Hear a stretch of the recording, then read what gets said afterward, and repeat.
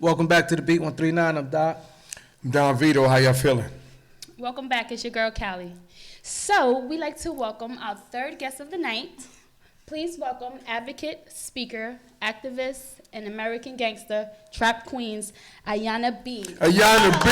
Hello. What's up, Ayanna? Hello. How you doing? I'm doing good, thank you. Yo, Ayanna came all the way from Boston, to come on the Beat 139. And today's like, it's a good day. We got my man coming all the way from the NO. Right. Now we got Ayanna coming from Boston.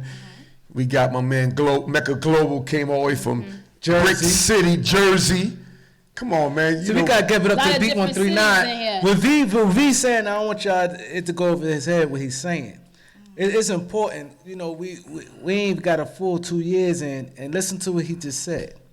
We had someone in Jersey already, that's right there, but Boston and New Orleans. Exactly. It's not like they live in the city and just from there.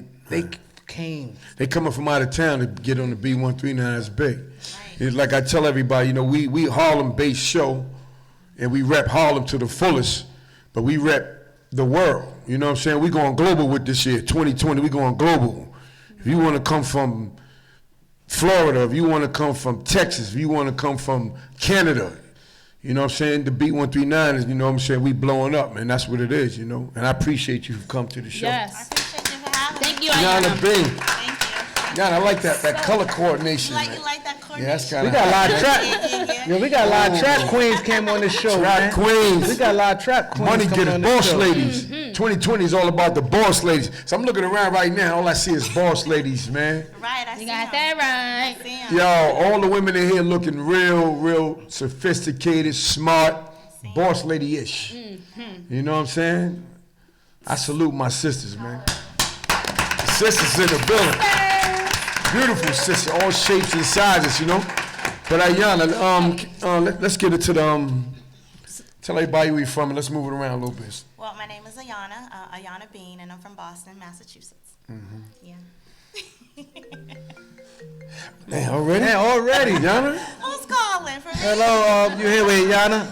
Caller? Yeah, this is Uh-oh. Deacon. Uh-oh. Deacon. This is Oh, audio. okay.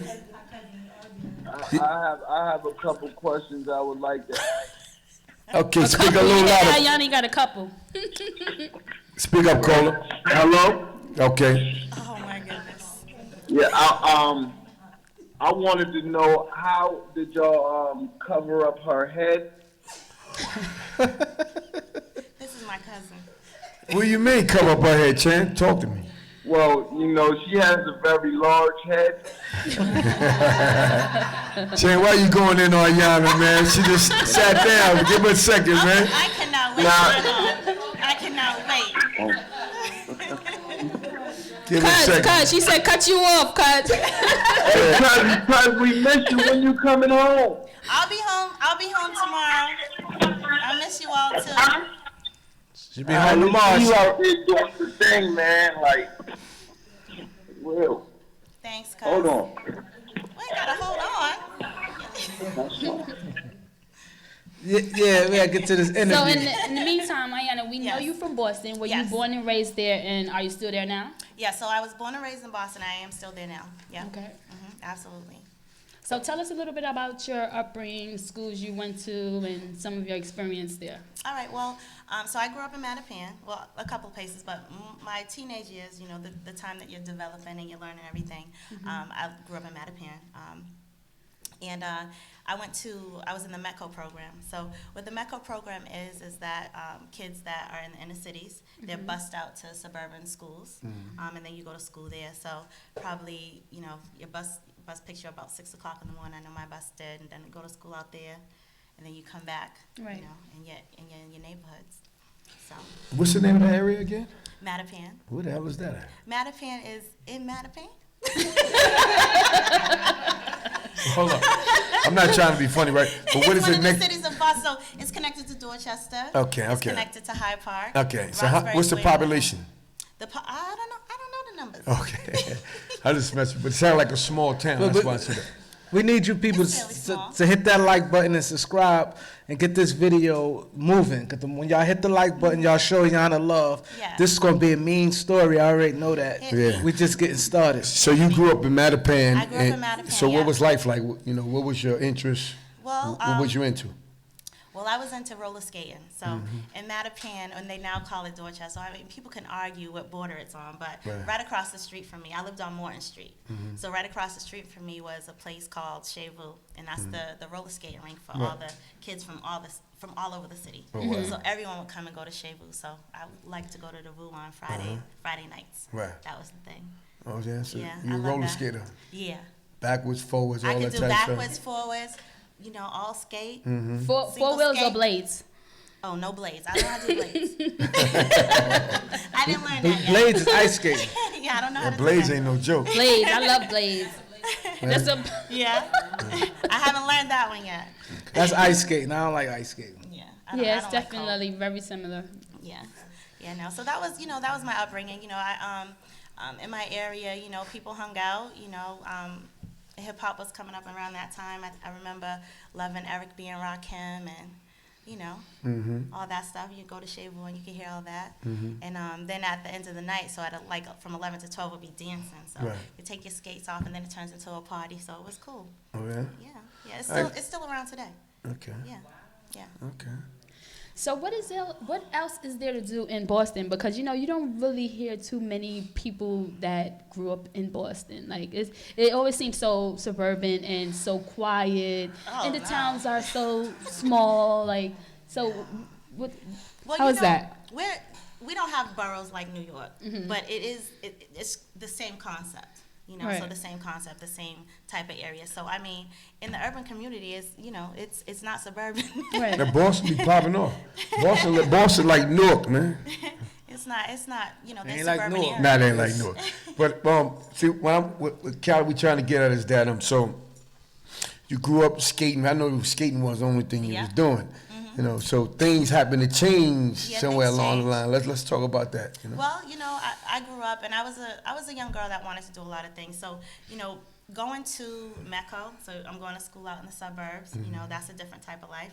Then I come home to my neighborhood, that's a different type of life. Right. So, knowing that there's much more that's going on knowing that other things are attainable, like in the suburbs, nice houses, that have turkey and cheese sandwiches with good bread and all that. wow. And then at my house was a little different. Not that we were bad off or anything like that, but it's a different life. Right. Your neighborhoods are different. There's just different things that goes on, and the school is different. You go on field trips. I think I went to DC with my school when I was growing up. It's just a different lifestyle. So now that you have that knowledge of a different lifestyle, but you go home every day, it's kind of like, well, I want, I think this is the way I want to go. Right. So you just want to figure out like how you have to make that transition. And it's a little difficult to learn how to transition from the suburbs to back home. Right. Right. And then you learn. It's kind of like you develop multiple personality disorder because you have, you're one way here and then and then you cross. I remember there was a time where I remember my mother was calling me. I lived on Martin Street, and I was like, yes. She was like, what? What's this? Yes. Oh, So wow. I was like, I can't say yes. Like I don't know what to do. Yeah. What? So it's just a little different. You just have to learn how to navigate and learn how to grow and where you want to be. Right. And who And, you are. and what did you find most difficult about that? Because I didn't really, I wasn't from the same cloth that the kids I was going to school with were.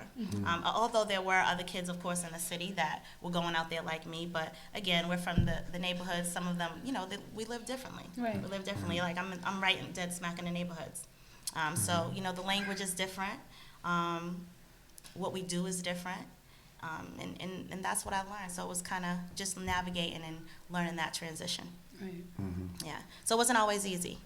It wasn't always easy to be the girl that goes to the Like to uppity the school, other side. then come back. Yeah. And then you come back, and then it's like, okay, well, you're not really, Right. So somewhere along the lines, things start to get a little Yeah, I wanted to leave the school by the time I got to high school. So by the time I got to high school, I just didn't want to I didn't want to be at that school anymore. So I started rebelling, and I would skip school. I would stay in the neighborhood, like wait for my mother to go to work, go back home, hang out, just do things that I wanted to get kicked out of school. So there was a conversation though, of me telling my mother I didn't want to be there anymore. And then we had a conversation with the head of the MECO program. She was like, well, how about you go to Boston for just a year or something and then come back? And I was thinking like, okay, I'll do that. I just wanted to get out. My neighborhood won in a sense because I felt more comfortable there because that is who I am. Right. May not be to the standard of what the streets was, but to me that's But where at I the time, belong. right. That's where I belonged. Right. Then And then I grew up. I have my first child as a teenager. So, by the time I was 20, I had 2 children. Life was a little difficult. I worked 2 jobs. I went to school trying to make a better way, but I always wanted more. I always wanted more and always wanted better. So it was, you go to school, you could, do more, find out different businesses, find out different things. Maybe what can I do? I could do this. I could be that. I always had that mindset that I could be something more than what I know right now. Right. So I just continue to work hard to do that. But, we fall on hard times. And there's always a struggle. Everybody has it. In my don't home. call her. Oh, another call. In my home, we had, there was addiction that ran through my home. And the way that I dealt with it was, I don't know how everyone else does, but, I would feel like escaping. The story getting good. Caller, this might be the last caller because the story is getting good. Caller, you here to talk to? Hello, caller? Yeah, hi, how are you? I just wanted to call in and say, I know Ayanna personally. Hi. And, I'm very proud of you for telling your story because I know a lot of it. And, I definitely can confirm a lot of it. And I'm from these Boston streets, and I know how it is to be out here, and we doing what we do, surviving and wanting more, and sometimes it ain't always got to be right. You know what I mean? It ain't always going to be that way. In Boston, they say you got to have 2 jobs and a hustle just to survive. So, a lot of us out here understand what you did, and, you coming through it and you do it in a different way. And I'm proud of you, baby. You know that. Thank you. Thank you. I think you know who I am. My auntie. Thank you, caller. Subscribe, hit that like button. When you hit the like button, it help the video grow. Absolutely. Thank you. Thank you. How we gonna do this, right? All right, how are we going to do it? It's a story. 'Cause I could get evasive No, you and I tell a wrote some story, stuff. right? So basically, we all here Yep. gonna sit there and be quiet. This interview, we not keep asking Not gonna tell you 1,000 more? questions. Okay. All right. So the story's going good. Like now we just, I done got hypnotized real quick until the caller call.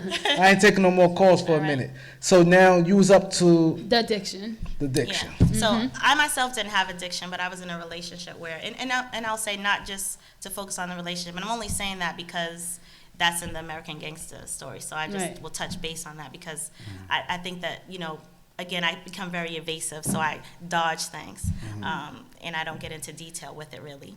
But I'll save that for the book. So, in my family, there's drug addiction. That's during the time where, that's what's going on. So, rolling back to before I had children, I grew up in a household where, I had both of my parents. They were married. My parents are from the South. And my mother's from Alabama, my father's from North Carolina, and they, grew up in Boston, though. So my family migrated here. They were young when they got married and had me as well, but, they were married, they were together, and there was abuse and, a domestic violence in the home, and there was addiction in the home. After a little bit, my mother and my father separated, they departed, so I didn't see my father for many years. And not to cut you off, at the time, how did you feel about that? Abandoned by my dad because we were very close. Me and my dad were very close. Like, in fact, when I went going to MECO, I was in the 2nd grade. And my bus stop was real far. Him and my mother never even had a car. I never seen either one of them drive. My mother tried to learn when she was like almost 50, but I never seen them drive. But what he would do was he put me on his 10-speed bike, and he'd drive me to my bus stop. on his Ratchet bike. buster. Yeah, and when it would rain, he put a trash bag on me. Wow. So You was dry. You was yeah, dry. yeah. So I can see why you miss him. Yeah, I Yeah, always yeah. miss my. But I mean, he's been around, in my life now. But during those times, he was gone for a very long time until I became like a teenager. Right. Yeah, so that affected me a lot. Mm-hmm. And that can play a part. There's young ladies out here that don't grow up with their dad. There's a lot of ways that you could be affected. You could be looking for that love that you're missing from your father in other things. It's very important. You can have a strong mother. You could have a strong family, but when you are missing a piece to a puzzle, then you're never gonna feel complete. Yeah. So you There's really no do. way to fulfill that. Absolutely. Right. So you really do look for that in other things, and it could be anything.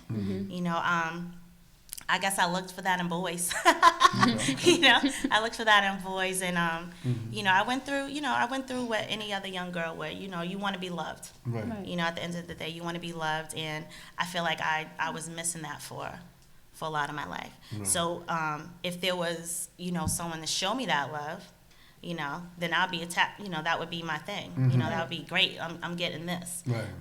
I remember there would be in a time in my life where it was like, I don't want to care about nobody. I just want some gold ropes. I want some bracelets. I want this. I want that. And that's what that is. And again, this is you looking for things to fulfill what's missing. Right. But because you're not aware of that, you don't have that knowledge. You're just doing. Right. You're just doing things, and that's really not good. But you have to learn these things as a young lady. Yeah, you definitely do. You just hopefully you don't end up in a bad spot while trying to do that. So, but you wound up in a bad spot. Yeah, I'm not gonna say that it was a bad spot. Everything was great. I had a great relationship, but and I don't put this on the person personally. Again, addiction is addiction. So again, we face addiction in the home. Not to use that as an excuse for any decision that I've made, because it's not at all. But these are the things that were happening in my story. What form in my of life. addiction? Heroin addiction, I really, substance abuse, things like that. I really couldn't say exactly. I've never, witnessed it myself firsthand, but, those are the things that happen. So, again, I have 2 small boys, I have this going on at home. I wanted to be different from my parents' home, right? And I always thought I was stronger and better than my mom. Like, she would only buy those red apples and them big old oranges. And I'd be like, I can't wait till I get my own place. I'm going to get peaches and grapes and fruit. That's what's going to be in my fruit bowl, And that ended up, now I can acknowledge the fact that my mother was actually much stronger than me then, because my father didn't stay there. So we didn't get to go through the addiction things that could happen. You know what I mean? So with my children, I didn't, disregard the situation. So I put them through a lot of things that they shouldn't have been through. But my thing is family. You stick together. You help each other out. So in the interim, that didn't work out so well for us. And, that would be my biggest regret. So when you were experiencing all these different outlets in life, what was your mother's response to you? Did she feel like you were acting outraged, or what did she feel? My mom, she thought I was crazy, and she thought I was crazy, and that I was just wild. Like, when I talk about Shevu, right? So I got my first boyfriend, right? And I would say I was going to Shevu but not go. Right. And then I would be gone for the weekend or something. So my mother would be, when I did come in the door, she would knock me out. I remember when she learned where he lived, she came and got me and dragged me down the stairs sometimes. So, it was just, I was wild. I didn't want to listen to anything she had to say. Right. And I was just doing whatever I wanted to do. Do you think things started to get intense like that because, you were missing your father and him being in your life?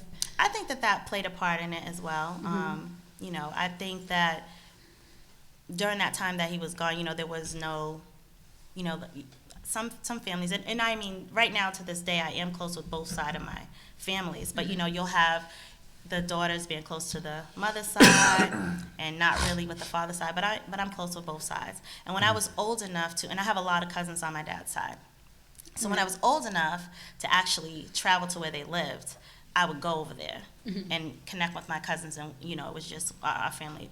We're just family. Right. So what did you do for employment? So I always worked in customer service, and I worked in I learned financial business. So like when I went to when I did finally get kicked out of the suburbs, out of MECA program, I went to high school, Hyde Park. And in Hyde Park, they had a program that you learn business and finance. And so I was in that program, and every summer we would get a job at the bank, learning just different things. So I was interested in numbers, and I liked that part. Right. So I would get a job every summer through them, go work at the bank. When I graduated high school, I worked customer service. I learned that. So we do customer service in any field, but it was always through finance. Right. Yeah. I want to use into your story. Yeah. I think it's important, like certain stories is good for certain situations. Right, absolutely. So, when you was up to the part about your story, can you continue? Which one? Where was we at? Because it went here, then it just went. Right, like, it did. It went Which like. part were we at? Well, which We talking part? about Let's the rewind. addiction Which part, Yeah, Doc? tell me. You, As far as the childhood or Childhood. no, you or was when past she that. You was going to had the the part. kids. And I When have she a had the family, kids, and I have after my she kids, had the kids? and my home was And you was addiction. just going, yeah. Right. the addiction when she was Yeah. at home. Cousins on the dad's side. Right. That was when I was young. So now, can you get to the part where Where it starts life happening. start changing? My yeah. life started changing. Well, when I started working at a college, I worked at a college, and again, like I said, there was addiction in my home. And this And- is when you already had the children. I already had my kids. They're like You had in your home. elementary school. Okay. Yeah, and it was just a lot going on. So you're a young mother still, Of and course. you feel like a single mom. You have these boys you want to raise right, and you want them to have better opportunities than you have. And so I tried to do that the best that I could. But again, there's another element in the home that is, it's throwing that journey off. Right. And there was a situation in which, it's very stressful. It's really stressful. Sometimes you look, like I remember people telling me that they heard I was using. Mm-hmm. And I felt really hurt by that, because if you know me, then you know that me growing up in my life, like that's something I would never, ever do, because I know it Right. from within my own family. So that's something I would never do. But you know something, Ayanna? A lot of people go through that because do. usually people feel like you are who you around. Mhm. So they feel like, okay, this person is doing it, so you're doing it just as well, Right, like because right. you're close. So they just want to automatically affiliate you Yeah. with doing this or doing that when, at the end of the day, everybody is who they are. Right. This person could be doing this, but just because you love that person to a certain extent doesn't mean that you guys is both rocking the same way. You're you know? absolutely right. But I'm still not going to excuse the people that said that about me. Right. All right? And the reason why I say that is because if you were ever a friend of mine and you know me at all, you would never think that. But at the same time, I was carrying myself in such a sad, depressed kind of like that. It's a lot. Where you feel people I was felt- being more judgmental.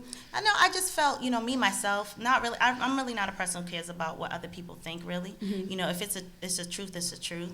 But you can't tell someone how to feel about anything. Of course. I have to respect it, just like you have to respect what the truth is. So that's how I take it.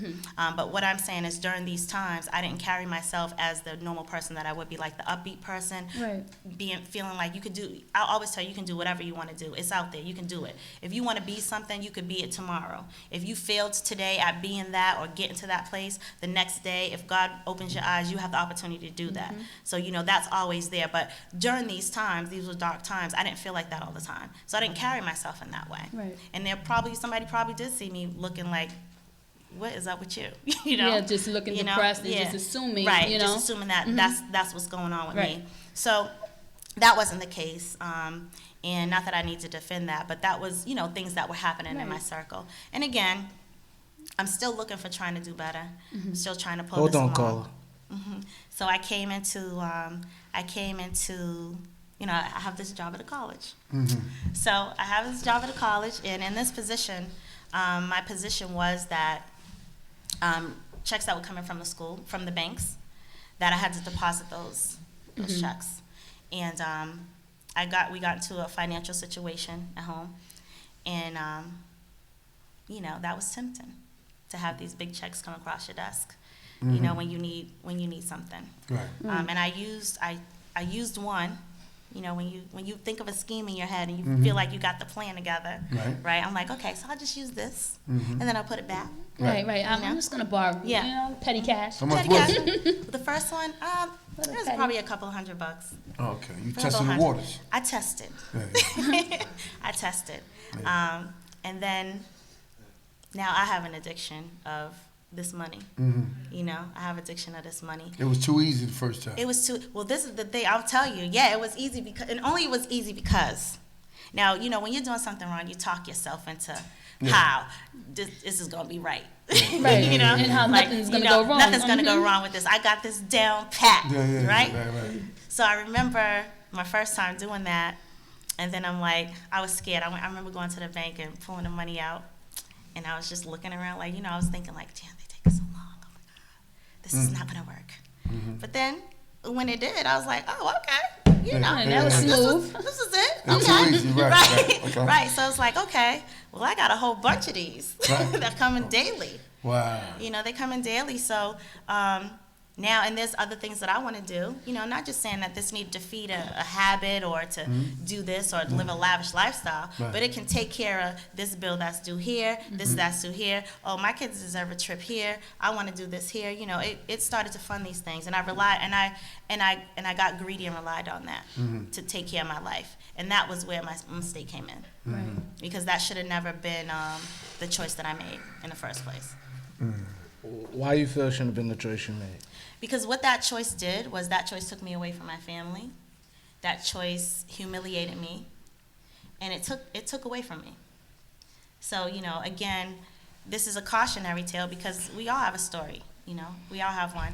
But mine was, when that happened to me, I'm the head of my family, so that would crash my family. Okay, hold up. Miss T brought you here. Miss T brought me, Right? yeah. Miss T come up here, she gives it up. She gives it up. You did. I'm gonna tell you what you did. I'm not Miss T. No, but I'm saying, you know, you have to represent her. I do. And let me say something. Yes. You skimmed past I did. the story. Like, What did you miss? I didn't miss nothing, but it's like you just want to breeze past it. You just went, oh, well, I did that, well, I shouldn't have done it, and you learn from mistakes. People want to hear this stuff. You want me to keep going? I'm saying, I'm in the business of the entertainment part. Right. You're right. We get feedback, because it'd be a crime, because you're going to move around. Yeah. And you go to another platform, and the interview there would be better than here. No, So that's not that's why it's important. You know what I'm saying? That's why I let you rock, let you tell your story. Yeah. You know, because I want you to feel comfortable in telling it. Because you're gonna move around. Yeah. And the key is, I like to be number one. You You know what I'm saying? So can you please go into, cause you skip past Details, please. Just tell me where we're at. I'm telling you said. I'm gonna tell you what you said. You like, oh well, with these for my kids a trip. I like nice things. Yeah. You ain't go. No, you can sit there and say, yo, I was getting X, Y. He asked you. He said how much? You said a couple hundred, but Well, the first time he said, "What's the first?" The first yeah, thing but he you did, but and you it was a couldn't. couple hundred. But like she wrote a book, right? Yeah. And when she write a book, it's you have to make people feel it.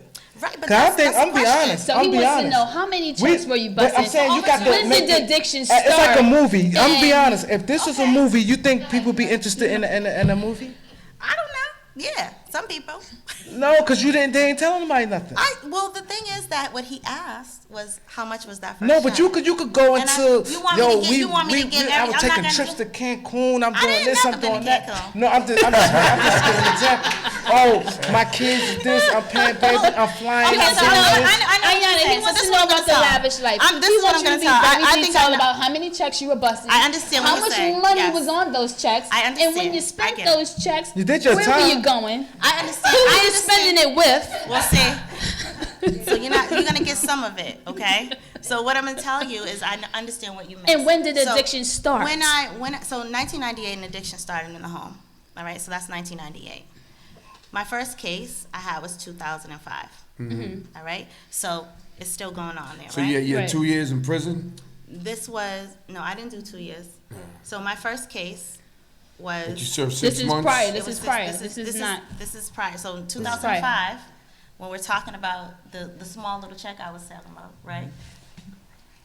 I received a case from that. So I received a case from that. I got a state case from that. And my sentence was 6 months and 3 years probation at South Bay House of Corrections, right?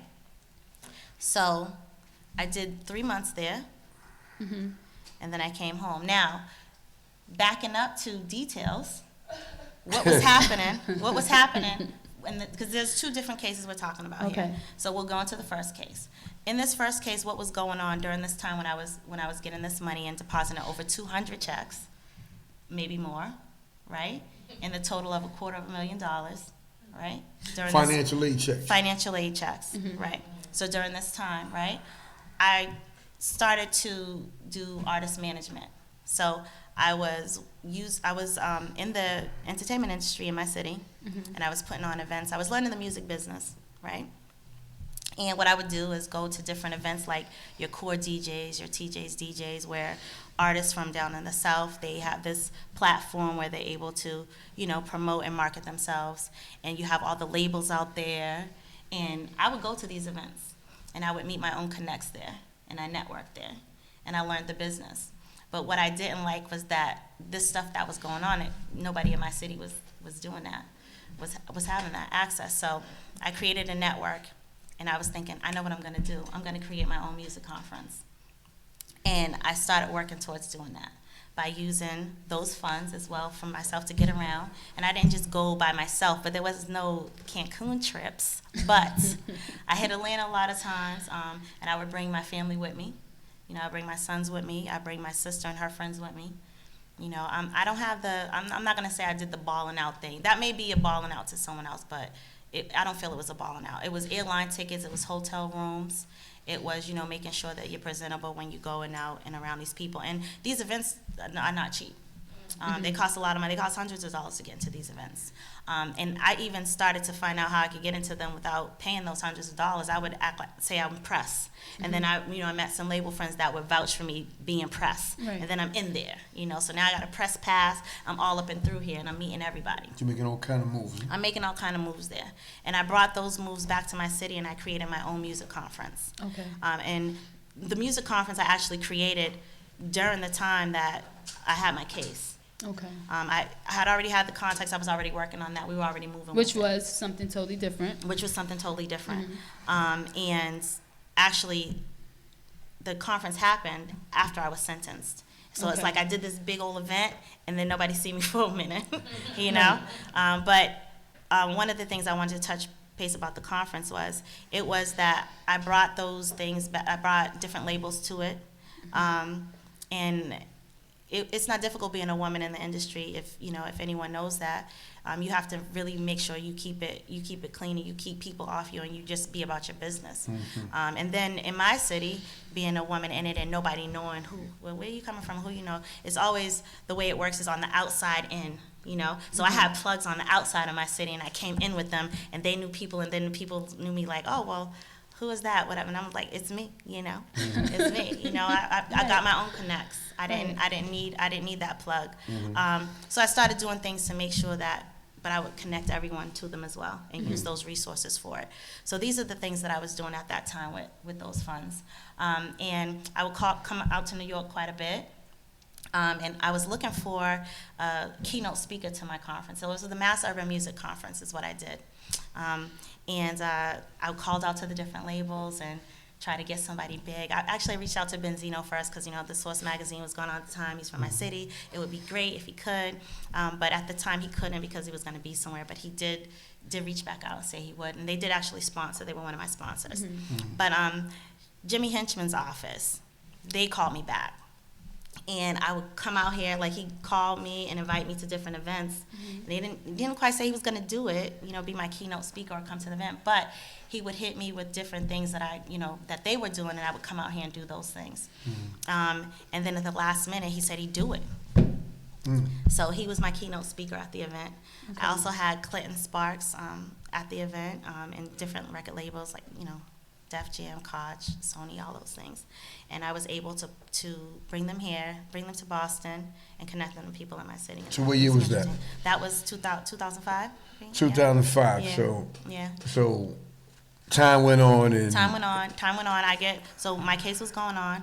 I got sentenced during this time. I did my event, and I had to check myself. So the event was like in October, and then I had to. When I was sentenced, they allowed me to. And that was the 6 cancel my months, business. right? Yeah. Okay. Yeah, and then I went in January and did my time. so you finished the time you came home. Then what happened? Hold up. See, we're missing something now. What about jail? Like people. No, he asking. He's supposed to know better. Yeah. Yeah, when you did your time, stories don't go like that. And listen, man. Miss T did 160. I wanna see what's going on Miss T killed him in views. You know why? It's detail, Right, it's detailed. right? You're right. How we gonna skip past prison? Well, we can. Okay. But we won't. Do you want your interview to be good? Yeah. Let me tell you how this works. When you do a good interview, right, other people want to be interested in you. You know what I'm saying? I You can can't tell just you go, so you home? No, you ain't home I yet. didn't get That's that. not the story. That's Now, what he said. How many okay. bids you did? Now, I did two. Okay. All right, so I'm trying to So lead up to we- the next He wants prison to get to sentence. the next bit, but No, I'll tell you I about want to the move first. along. So you I'm did the 6 satisfied. months. I did the 6 She did So months. you 6 satisfying months. everybody, not just I'm me. right. I think they all But- want to hear But that. hear what I'm saying? She did 2 bids. I did two This- bids. So what So we trying to she's do saying is the get first past one. this one and then get to the next one. Cause the next one, the first one she Was she 6 did same with months. the next one she did 12 months and a day in jail. So I want to see what happened when you came home and how you go back Yes, to jail. what was So that what I'll do, transition? because I want to make sure that the details are all there. Okay, Right? okay. So He in on it. 2000 I want you to win. I want to win too. I think I'm winning though. Yes, you are. I think So, I'm winning. Ayanna, after your 6 months, what was the first thing you did when you came home? The first thing I did is I went home.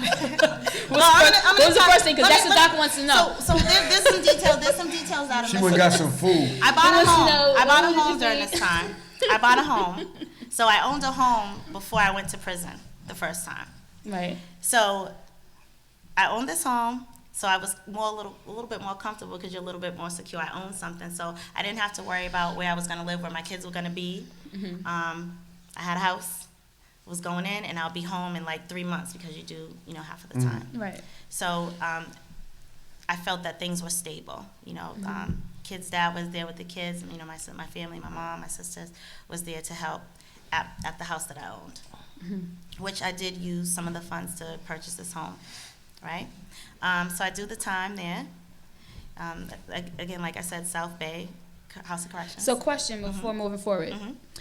Okay, when you did the 6 months, right? Yeah. Did they try to connect the finances that you were receiving or try to come after your homes or anything of the such? No, in they didn't regards to come. that? They didn't come after my home. My first case, God willing, like I don't have a lot of experience like everyone else. Like they were wronged and all this stuff happened.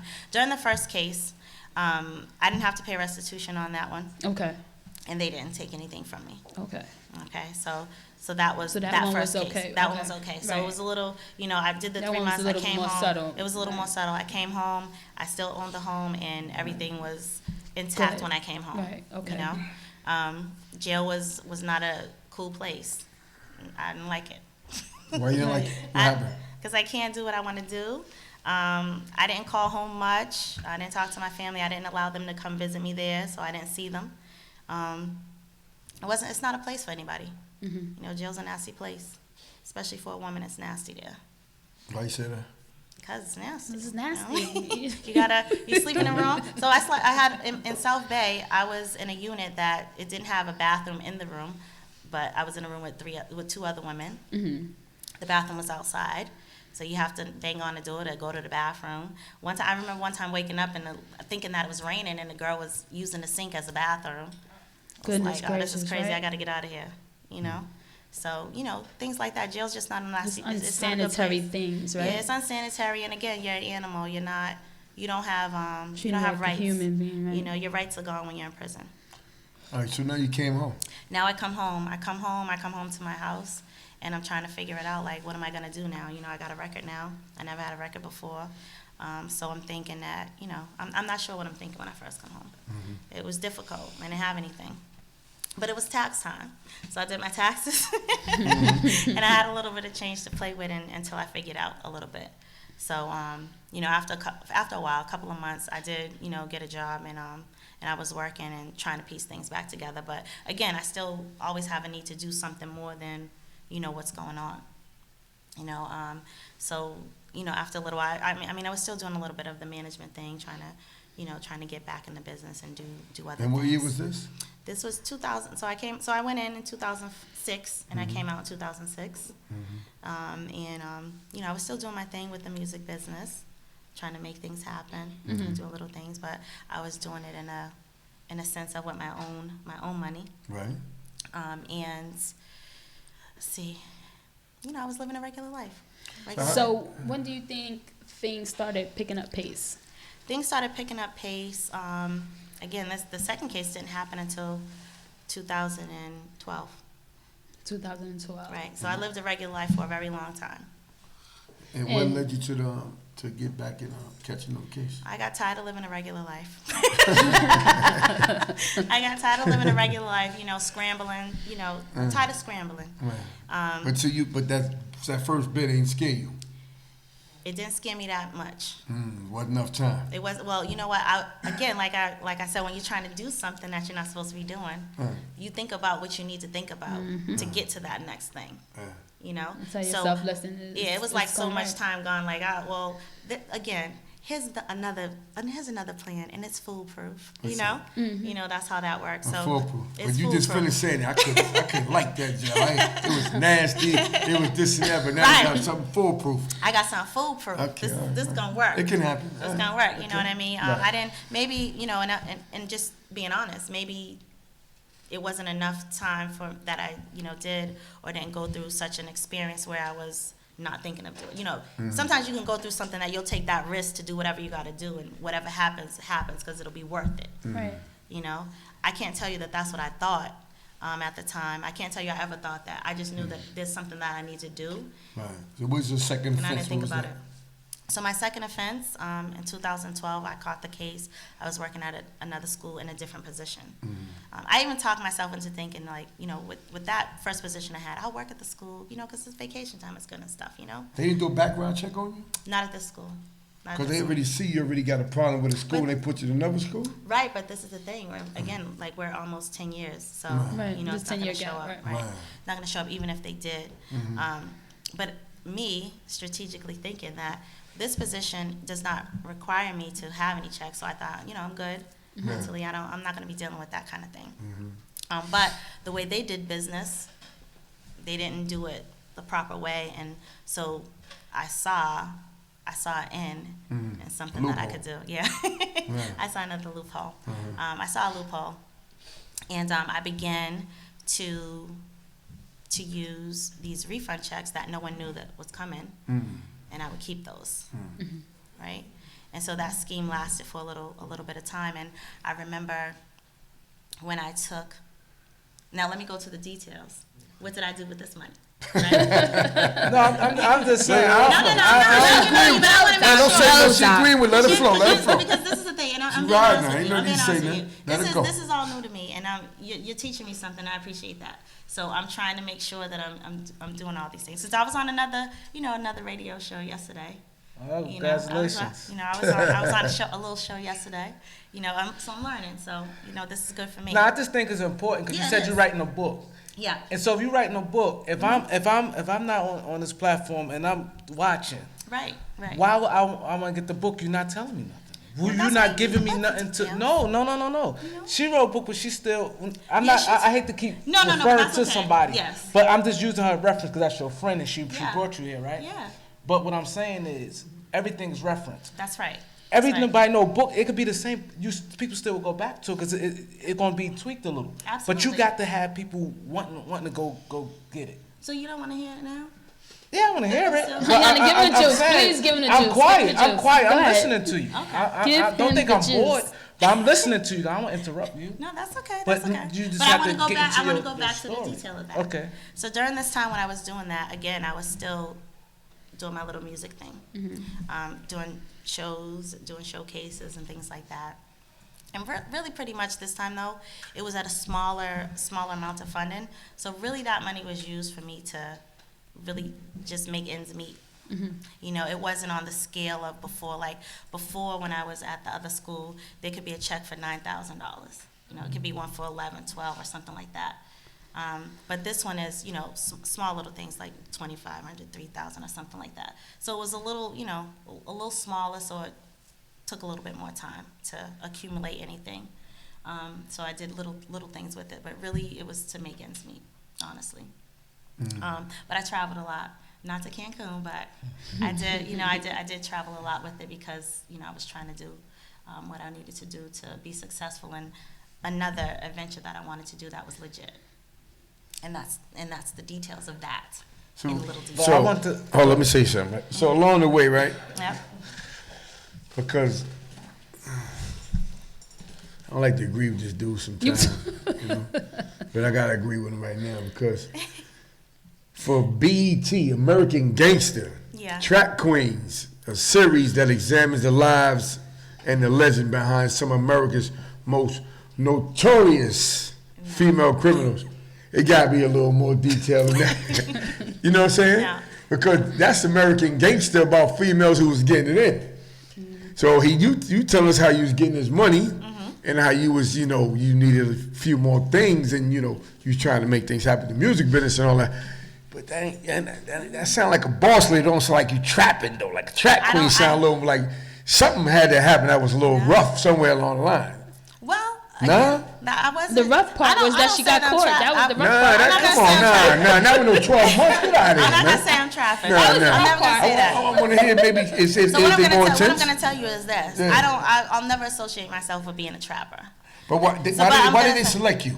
I'll tell you why. Yeah. Because a young lady that's from my town, they were working on this series, and she reached out to me because someone else that was actually in the series. Similar story to mine, but from another state. She violated probation. So when she violated probation, she can no longer get the interview. So she reached out to me like, hey, I really would love to do something for my own town, and she knows me personally. She also knows that I'm kind of, discreet, and I do kind of dip and dodge on details and things like that because I really, I'm not comfortable with that. Right. So comfortable, I know I'm on the series, but again, I probably dodged them with questions too. I dipped a little bit, so you probably won't feel that way. So my story is the not story the on same. BET. Yeah. You gave more information. I gave more information. than you did. Yeah. Well, I'll tell you why. I'll tell you why. You might as well give it up. I'll tell you why because I think this is what I'm shying away from. What's that? Because they talk about the relationship that I had and it being one of the reasons why that I chose to do these things. Me, I feel like it's my story, and I don't want it to be focused on or make it like it was an excuse to that someone that I was with was using drugs and this is why or this is an excuse. So that's why I'm going to narrate it the way that I want it to go. Right. So what I'm going to say is that occurred in my relationship and that affected my family. There were things that occurred during that time that you can see on the show that I did talk about. Okay, so you saying the show portrayed it, but you ain't like the way the show portrayed it? I'm not going to say I didn't like the way the show portrayed it. I just don't want that to be the focus of my story. Okay, so this good. So if they portray it this way, you just need to come and say, because if people watching the show, right? Yeah. And you didn't like it, this is your time to sit there and say, hey, on the show, I was on BET, Trap Queen, and on the show, they said my relationship like this, or blah, blah, blah, blah. But I want to address that right here. That's what I just said. You said that, but that's what I'm saying. no, you said that while he's saying this, but you said you shying away from it. Yeah, but I'm just narrating the way that I would like it to go. Yeah. Which you should. I totally understand what you're saying. Yeah. So basically, you're just trying to say like you don't want it to seem like okay, this is the excuse. Yeah. This guy was here with me. I now have excuse for what I did. You did what you did because you wanted to do what you did, and that's just it. And I'm gonna say that we didn't hear nothing about that, so you can't say that's what she's saying because I ain't never heard nothing about no guy. I told you that. She said that. She mentioned that earlier in the story about she was in a relationship and it was addiction, a lot of addiction, heroin, and a lot of different substance abuse. Now I heard her saying that, but I ain't hear really saying about that. Yeah, she spoke about all of that. It wasn't me. But what she's now talking, she's way past that now. She's way past that. No, that was my dad. That's her dad. That's her dad. They joking. They gotta be joking. I'm just messing with them. No, but that's basically what I want to. That's what I want you to understand, though. Yeah. I'm not shying away from it, but it's not the focus. But of you're my telling it the way you want it to be told. But he generally saying is that is that, and I understand what you're saying 100%. Yeah. But what Doc is saying is that, like, I watched an interview with Usher, not Usher, Neo. He was on Wendy Williams, and Wendy Williams brought up about, they were saying that Neo was, beating up his kid mother. So, Wendy, she'd do an interview, then she'd throw all those, so you know how she do. And he said he stood up. He got up off the couch, he stood up, he said, listen, I want to let everybody know that the rumor about me hating my ex-wife or my girl, I ain't never did that. I don't know where they got that from the tabloids. He cleaned it up and people started clapping in the audience because he said it direct, opposed to reading somewhere, which is false media. So he was saying that being that you feel like they ain't really do a good job on it right now, we got quite a few million viewers. You could tell right now, listen, that's how they did my little thing wrong. I'm telling you how it was, and this is the way I'm telling my, and then boom. It's a good platform for that. That's a part of my story. There you but that's go. not, that's not the reason or right. the And excuse. you get on stage like this, you that's not the reason or the excuse for it. So I want that to be clear. So that's why I don't take time to, speak on that. I don't want to mention the person's name and use their that being a character. Addiction is not your character. Right. Addiction is a disease. So that's why I say the term addiction, because it's important for everybody around the world to understand what addiction is not the person. Addiction is what the person has. Right. So when I say there was addiction in my home, I was in a relationship where addiction was present in the home. And that's a disease. And that disease roughed off my family. It changed the lives of myself and my sons. So let me ask you a question. So what made you, being that they asked you to do American Gangster, what made you say yes? Well, me, myself, as I said, I'm always a person that feels like, hey, you could do anything you want to do. You can be anything you want to be. I've always found reward in helping people. No matter, however I could, I always find a reward in that. And if this story helps another young lady to see that I went through this, I'm still right here right now. And as you said, I'm on American Gangster Trap Queens BET, right? I'm on your platform. That this is, whatever you're going through is not the death of you. It's not your death sentence. You have to use these things as power. Never let another person or anyone use your story or anything that's happened to you or what you've done as a weapon against yourself. Like, I am taking the weapon that has been used against me, and I'm letting you know that it can't be used against me. So now you're an advocate. You're a social advocate. Yeah. Let's talk about that. So what I do and what I'm trying to do is advocate for formerly incarcerated women and also women and girls that are going through times like these. I created a nonprofit organization called Sisters United for Change. So in that organization, that's what the plan is so to do, to provide those resources, right? You're giving back. Absolutely. See, that's what it's all about. We all grew up and we went through all those stuff. Now tell them else what you're doing. Let them hear that. So now with the American Gangster Trap Queen series, I'm able to use that platform to be able to reach others on a larger scale to help them as well. And that's what I want to use it for. It's about redemption. It's about, reinventing yourself. That was my story. And there's a lot of details to it. But that's what I did. Right. That's not who I am and what I am doing and who I am today. That's what we want to hear. They want to hear that part. And that's the whole point of that. Right. But I definitely did it because it's to help another person. So I believe truly that God uses you as a vessel. Your life doesn't belong to you. It's His that it belongs to. And however He chooses to see you used to help another. Like, what I went through probably wasn't for me to go through. Maybe it was for someone else to see. Right. And today, what the opportunities that are coming to me is not for me. It's for someone else to see. So I take big pride in that, and I take appreciation in that I'm here today, because I could have went another route. Right. I could be in a grave, or I could be in rehab, or maybe not. Maybe I could be on the street with addiction running my life. But I could say that I'm glad and I'm blessed that I was strong enough that today I still stand and I can tell you my story, because it didn't take me down. Right. It just took away a little bit of time from me. Yeah. And there's a lot of people that's not around for me. And you still here standing tall. I'm still tall in my heels. There it is. That's what I'm talking about. That's the message. Yes. That's the message right there. And not only that, your experience made you who you are today. Absolutely. And you're even a better person. So, and you can teach, just like you said, and share the word. And that's a beautiful thing. Thank you. I so appreciate congratulations it. on Thank that. You. Thank you. So is there anything that you got going on that the people don't know about that you're doing out here that's wonderful? Yeah, so I have a book that I'm writing with details. Yo, give him the first copy. I definitely will. Yeah. It's not completed, but what I really wanted to do is first, before I get into that, I wanted to really shout out Miss T. Well, you guys call her Miss T, but I call her Queen T. I gave her a new name. Okay. Right.